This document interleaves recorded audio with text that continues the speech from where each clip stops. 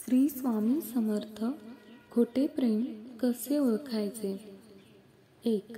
ज्या व्यक्तीवर तुम्ही प्रेम करता त्या व्यक्तीजवळ तुमच्यासाठी कसलेही फ्युचर प्लॅनिंग नसते आणि ते तुमच्याशी लग्नाच्या गोष्टीही करणार नाहीत आणि भविष्यात कसा वेळ घालवायचा आहे, भविष्यात काय करायचे याबद्दलही तुमच्याशी बोलणार नाहीत. आणि जर तुम्ही या गोष्टींविषयी बोलायला सुरुवात केली तर तुमचं बोलणं ते टाळतात. अशा व्यक्तींचं प्रेम हे खोटं असतं. 2. ज्या व्यक्तीवर तुम्ही प्रेम करतात त्या व्यक्तीसोबत तुम्हाला वेळ घालवायचा असतो, खूप साऱ्या गोष्टी शेअर करायच्या असतात, पण ज्यावेळी तुम्ही बोलायला जातात त्यावेळी ते फक्त फिजिकल गोष्टींविषयीच बोलतात आणि त्याच गोष्टींवर त्यांचे लक्ष असते आणि फक्त त्याविषयीच बोलायला ते तयार असतात. अशा व्यक्तींचे प्रेम हे खोटे असते. ते नाते म्हणजे प्रेम नसते. ते नाते म्हणजे फक्त एक गरज असते, एक सवय असते. 3.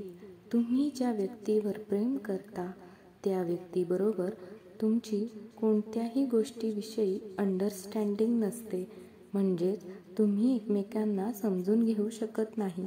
कोणत्याही विषयावर तुमच्या दोघांचे विचार हे एकसारखे नसतात किंवा दोघांपैकी कोणीही समोरच्याचे विचार समजून घेऊन एकमताने निर्णय घेऊ शकत नाही आणि त्यामुळेच वाद निर्माण होतात.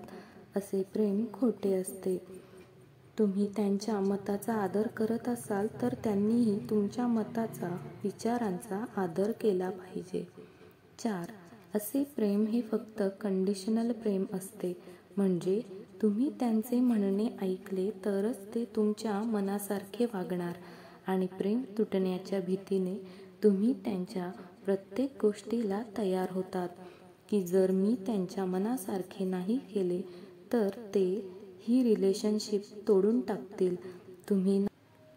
तुम्ही नाते जोडून ठेवण्यासाठी प्रत्येक गोष्टीला तयार होतात आणि इथे तुमच्या मनाचा कोणताही विचार केला जात नाही. हे प्रेम खोटे असते. 5. ज्या व्यक्तीशी तुम्ही प्रेम करता ती व्यक्ती नेहमीच तुम्हाला बदलण्यासाठी फोर्स करेल, तुमच्या स्वभावात बदल घडवून आणेल.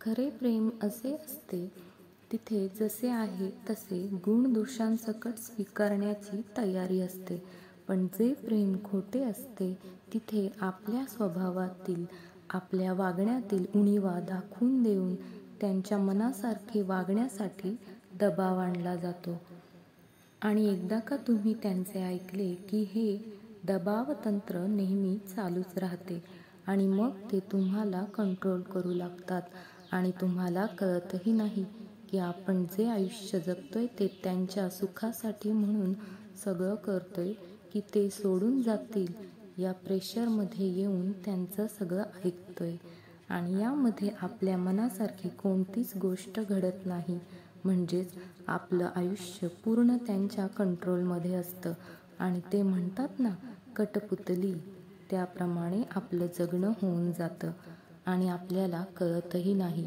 कारण आपल्या डोळ्यावर प्रेमाची उबदार पट्टी बांधलेली असते. व्हिडिओ आवडल्यावर लाईक, शेअर आणि सबस्क्राईब नक्की करा आणि कमेंटमध्ये श्री स्वामी समर्थ लिहायला विसरू नका. धन्यवाद.